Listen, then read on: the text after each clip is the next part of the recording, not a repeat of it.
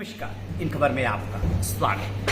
देश ही नहीं बल्कि पूरी दुनिया में जब कोरोना कहराम मचा रहा था, सबकी नजरें इस बात पे थी कि कब वैक्सीन आएगी और उससे राहत मिलेगी। वैक्सीन आ भी गई टाइम पे, लेकिन वैक्सीन आने के बाद जो लोगों के मन मस्तिष्क में शंका थी या दूर दराज के इलाके में पहुंचाने की जो चिंता थी, जो दिक्कतें थी, वो बहुत बड़ी थी। उन्हीं में से निकल करके आई पूनम टोटिया और दूर दराज के पहाड़ी इलाकों में वैक्सीनेशन में इन्होंने बहुत अच्छा काम किया। प्रधानमंत्री नरेंद्र मोदी जब मन की बात करते हैं तो उसमें ग्राउंड वर्कर को टच करने की कोशिश करते हैं। किसने मेहनत की, किसने अनोखा काम किया। तो 83 जो उसका संस्करण था मन की बात का, उसमें आपका उन्होंने बाकायदा जिक्र किया। अब जानेंगे आपसे कि कैसा लगा था जब प्रधानमंत्री ने पहली बार नाम लिया। नमस्कार, मुझे मेरी मन की बात में बात हुई थी माननीय प्रधानमंत्री जी से, तो मुझे यकीन नहीं हुआ कि हाँ मुझसे बात करेंगे। और हम लोग मतलब छोटे कर्मचारी हैं, ग्राउंड लेवल पे काम करते हैं, तो मुझे यकीन नहीं हुआ पहले। फिर जब उन्होंने मुझे बहुत मतलब मुझे यकीन नहीं हो रहा था, तो फिर उसके बाद उन्होंने जब उन्होंने फोन भी किया था।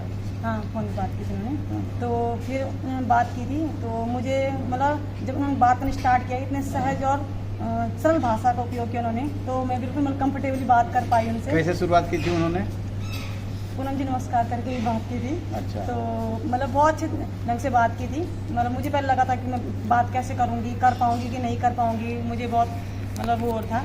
तो फिर जब उन्होंने बात करना स्टार्ट किया तो बिल्कुल मतलब बहुत अच्छे ढंग से लग ही नहीं रहा था कि मतलब इतने बड़े आदमी मुझसे बात कर रहे हैं। तो उसके बाद फिर जैसे जब हम लोग गांव में जाते थे, तो जैसे जब 2020 की बात है, जब कोरोना फैला था पुलिस में, तो वैक्सीनेशन हुआ था। तो उसके बाद जैसे हम लोगों ने काम स्टार्ट किया, उसमें बहुत ही मतलब चैलेंज थे। छोटा बच्चा था मेरे घर में, 2 बच्चे थे मेरे छोटे बच्चे घर में। तो मुझे ये था कि हाँ जब मैं जाऊंगी घर पे जाऊंगी तो ये ना हो कि मुझे कोविड हो जाए, मेरे बच्चों को हो जाए मुझसे, और जो मेरे आसपास के लोग हैं कहीं उनको ना हो जाए। तो डर था मन में, लेकिन ये है कि जो अपने समाज के लिए अगर कुछ करना है, मैंने कहा नहीं है, अपने देश को बचाना है, अपने समाज को बचाना है। तो इसके लिए हमने ड्यू लिस्ट बनाई प्रत्येक गाँव से, और जो मेरी आशा थी, मेरे साथ और स्टाफ था, सब लोगों ने मेहनत की मेरे साथ। तो हम लोगों ने ड्यू लिस्ट बनाई गांव वाइज, और जो लोग वैक्सीनेशन सेंटर होते थे वहाँ पे जो लोग आ जाते थे अपने आप उनको लगाते थे, और जो नहीं आते थे उनकी ड्यू लिस्ट वाइज उनको फिर फ़ोन करके बुलाते थे, और फिर जो नहीं आते थे उनके घर घर जाके हम वैक्सीनेशन थे। उस समय डर, छोटे छोटे बच्चे घर में और परिवार के लिए, फिर भी आपको ये दिखा कि नहीं मुझे देश के लिए करना है। तो घर पे आती थी तो कैसे बच्चों से दूरी बना कर रखती थी? जब मैं घर पे आती थी तो मैं बच्चों को दूर से बोलती कि नहीं मेरे पास मत आना अभी, अब मैं जाऊंगी और नहा धो के फिर सैनिटाइज करके तब मैं बच्चों के पास जाती थी। अच्छा, तो वहाँ जब आप लोगों के पास जाती थी, उस समय वैक्सीनेशन को लेकर के उतनी जागरूकता नहीं थी, तो ऐसी भी परिस्थिति आती थी कि लोग मना करते थे इसके लिए, या सब तैयार हो जाते थे?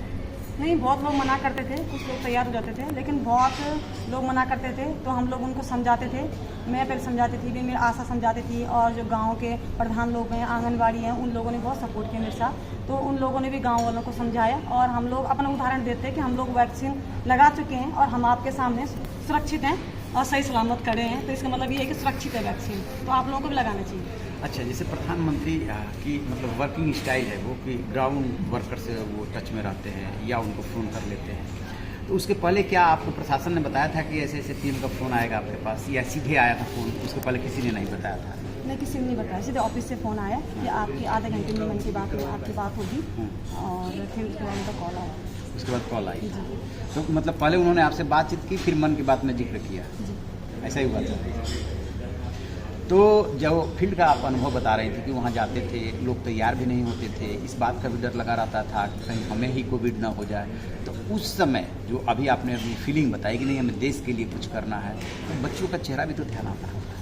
जी, बच्चों का चेहरा बहुत बार ध्यान आता था, और बहुत जैसे बच्चे बीमार हैं तो उस स्थिति में मुझे लगता था कि मुझे क्या करूँ क्या ना करूँ, मतलब जॉब करूँ या बच्चे देखूँ।